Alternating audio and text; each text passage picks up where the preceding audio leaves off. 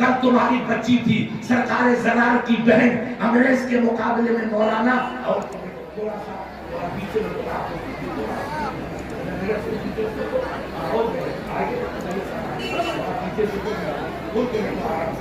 آپ لوگ بھی پیچھے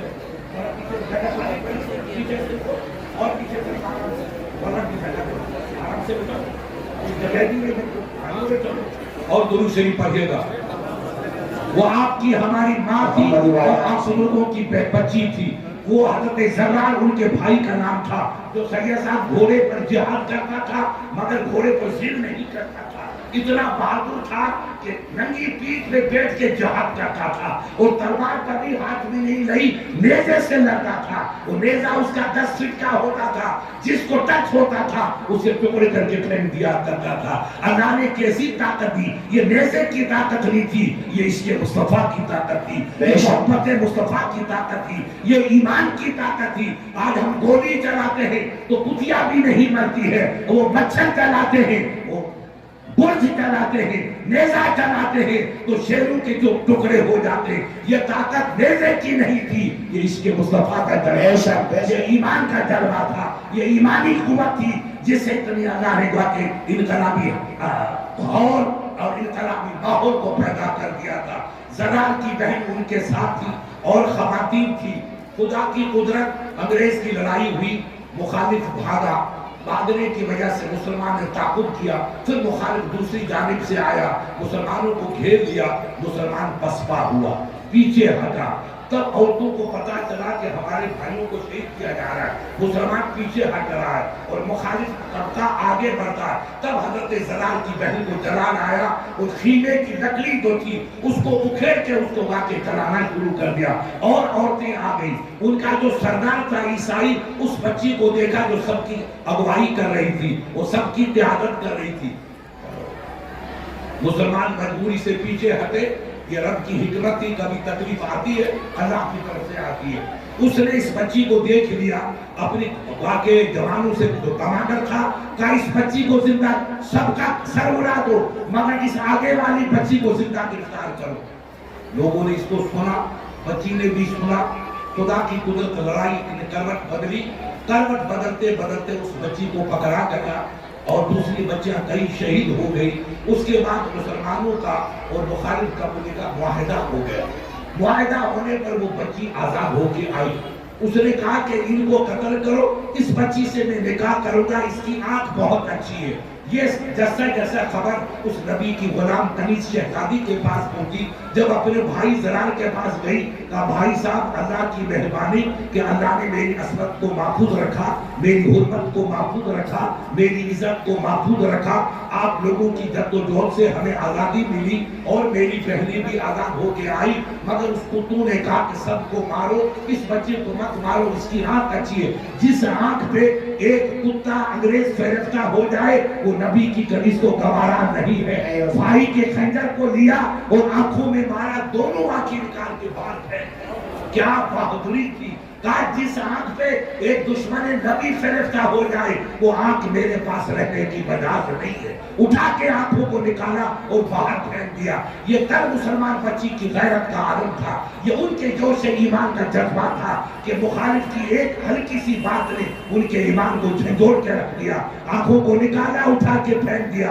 آج ہماری قوم میں حاجی صاحب آپ یہاں بیٹھے ہو ہم سے پوچھو درد کیسا کیسا ہے کلیجہ کہاں کرتا ہے. رب کی قسم پیرانی کے ساتھ مسلمان کی بچوں پہ حملہ ہو رہا ہے اور ان کو اغوا کر کے لایا جا رہا ہے اور غیروں سے اس کی شادی کا ڈھونڈ رچایا جا رہا ہے. ان کے ایمان کو تباہ کیا جا رہا ہے. وہ شادی کرنے نہیں جا رہی ہے وہ زندگی کو جہنم بنانے جا رہی ہے. زندگی کو تباہ اور برباد کرنے جا رہی ہے. ان حالات میں آپ کی ہماری مشترکہ ذمہ داری ہے. ہماری بہنوں کی ذمہ داری ہے.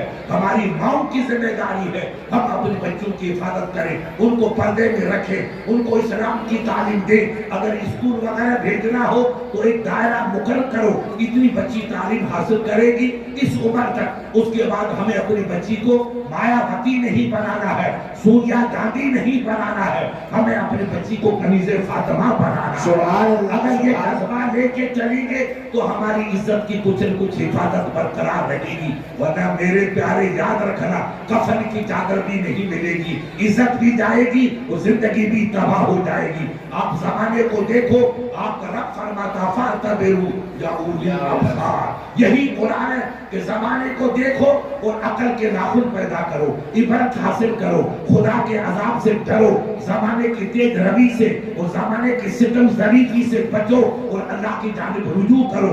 मस्जिदों में सर झुकाओ, आंखों से आंसू टपकाओ, ताकि खुदा तुम्हारी इज्जत की हिफाजत फरमाए, तुम्हारी नामूस की हिफाजत फरमाए। इसलिए प्यारे, अगर हम इज्जत के गोया हैं, अगर हमें इज्जत चाहिए तो याद रखना, दौलत तो हाजी मस्तान के पास थी, आज उनकी कब्र का भी पता नहीं चलता है। ये कल दौलत चली जाएगी। ये लाल किले को देखो दिल्ली में जाके सैयद साहब के, जिसमें 13 साल लगे थे, करोड़ों रुपए लगे थे किले की तामीर में, आज कुतिया पेशाब कर रही है। न जहांगीर रहा, न शाहजहां रहा, न उनका बाप रहा। बनाने वाले जमीन दोस्त हो गए और दुनिया उसको देख करके इज्जत हासिल कर रही है। जब किले वाले नहीं रहे, ताजमहल वाला नहीं रहा, कुतुब मीनार वाला नहीं रहा और जनाबे वाला कुतुब नुमाई इमाम बाड़ा बनाने वाला, लखनऊ वाला नहीं रहा, बंबई को दुल्हन बनाने वाले नहीं रहे, तो आप हम कब रहेंगे? ये जमाना फना के घाट उतरने वाला है, हम सबको उतारेगा, बस बाकी रहेगी जात रब की। कुल्लु मन अलैहा फानी व यबका वजहु रब्बिका जुल जलाली वल इकराम। महबूब आप ऐलान कर दो, सबको फना होना है, जमीन के पर्दे में जाना है, मौत का जाम पीना है, जवानियों को मिटाना है, बुढ़ापे को फना के घाट उतारना है, कब्र की कोठरी में सोना है और क़यामत में हिसाब देना है। कुछ साथ भी चलेगा, फिर रब ने कहा वामिलुस सालिहात वतवासो बिल हक़ वतवासो बिस सब्र। मगर जो नमाज पढ़ेगा, इबादत करेगा, माँ बाप की खिदमत करेगा, अपनी बहनों का तहफ़्फ़ुज़ करेगा, इस्लाम के उसूल पे चलेगा, बड़ों का अदब करेगा, छोटों पे प्यार करेगा, इस्लाम की राह चलेगा, वो यहाँ भी कामयाब रहेगा, वहाँ भी कामयाब। सुभान अल्लाह, उसकी जिंदगी कामयाब है। अगर हम कामयाबी चाहते हैं तो जमाने की इस बेहुदा रफ्तार को हमें समझना होगा।